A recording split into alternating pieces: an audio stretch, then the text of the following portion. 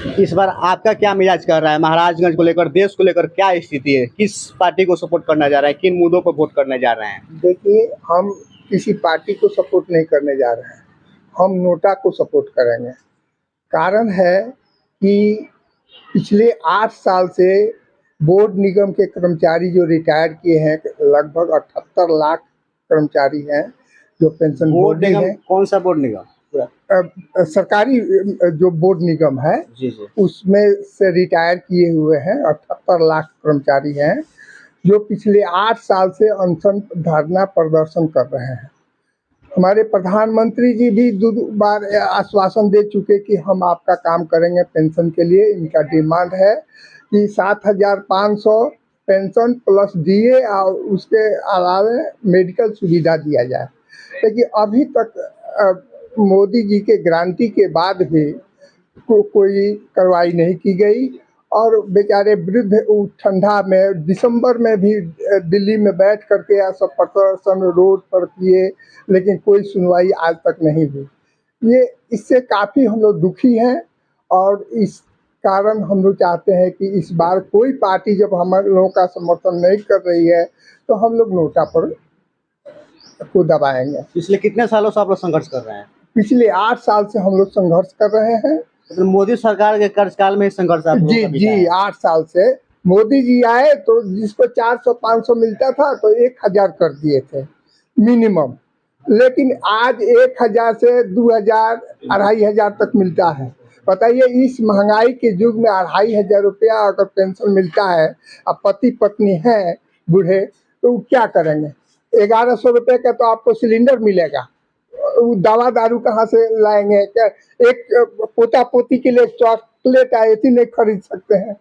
ये मोदी जी को नहीं दिखाई देता है कि 40 साल सेवा करके जो भारत के उत्थान के लिए इतना तपस्या किए, सेवा किए, आज वो दर दर के ठोकरे खा रहे हैं।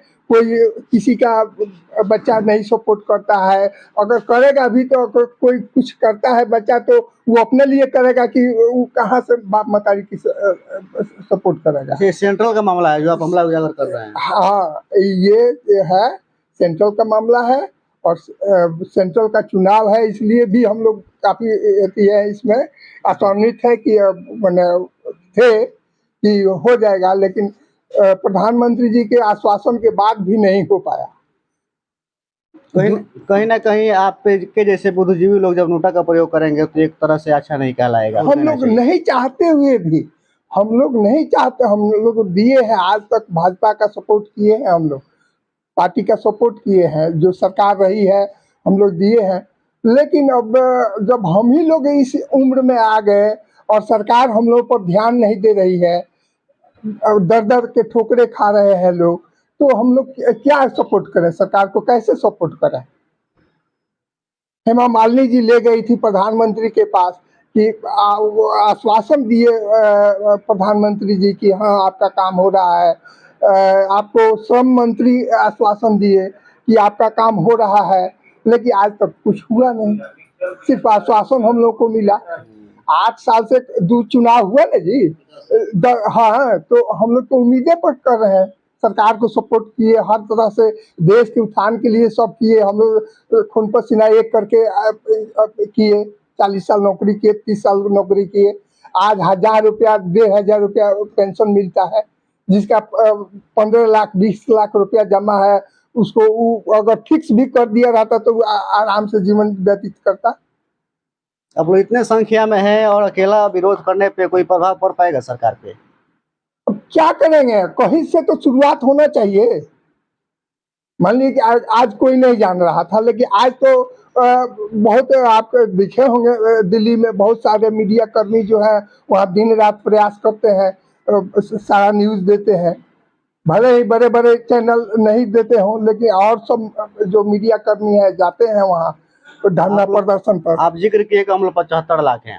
जिस तरह से जाट आंदोलन होता है, किसान आंदोलन होता है, इसका व्यापक स्तर पे ही विरोध किया गया, सरकार को वापस कानून नहीं। समस्या ये है कि बहुत वृद्ध, कोई 70 साल, कोई 80 साल का है, कोई आने नहीं सकता है, कोई आर्थिक स्थिति किसी की सही नहीं है कि दूर दूर से आए। ये 75 लाख एक जगह तो है नहीं जो प्रभाव पड़ेगा, पूरे देश में है। वो पूरे देश में है। अब वो चारों तरफ से आना, एक जगह होना बहुत समस्या है उसके लिए। ऐसे महाराजगंज के आवासीय वोटर हैं, तो एक तरह से जो भी सांसद निर्वाचित होंगे महाराजगंज से इस बार 2024 में, उनको आप क्या बोलिएगा उनको कहेंगे रिक्वेस्ट के तौर पे? रिक्वेस्ट हम उनसे करेंगे कि आप प्रधानमंत्री जी से कृपया कह करके इन लोगों का कल्याण कराइए, जो दर दर की मैंने 30 साल 40 साल सेवा करने के बाद भी दर दर की ठोकरें खा रहे हैं। 1000 रुपया से क्या होने जाने को है। 1000 रुपया मिलता है आपको? 1000 रुपया मिलता है। कितना मिलना चाहिए? हमको कम से कम आज के डेट में कम से कम 15-20 हजार रुपया मिलना चाहिए। महंगाई बात है। हाँ, लेकिन हमको 1000 रुपया मिलता है, 2000 मिलता है। सेक्रेटरी के तौर पे 25-30 लाख रुपए आपका सरकार रखी हाँ, है पेंशन में कटा है हम लोग का। आप कितना अटल योजना में इतना जमा करते हैं? 50-30 3,000 रुपया उसका है ना कि दिया जाएगा, लेकिन जो 1200-2200 रुपया लास्ट हम लोग जमा हुआ है पर मंथ, और उसका 1000 रुपया पेंशन मिलता है। बहरहाल 75 लाख की संख्या में पेंशनधारी लोग हैं और व्यापक स्तर पर कई बार प्रदर्शन इनका हुआ है। सरकार पे कोई असर नहीं पड़ा है और इनका आह्वान है कि जो भी सांसद निर्वाचित हो महाराजगंज से, हमारी समस्या को ले जाकर केंद्र सरकार में उठाएं और एक पहल करें और हमारी समस्या को सुलझाएं, निपटारा करें।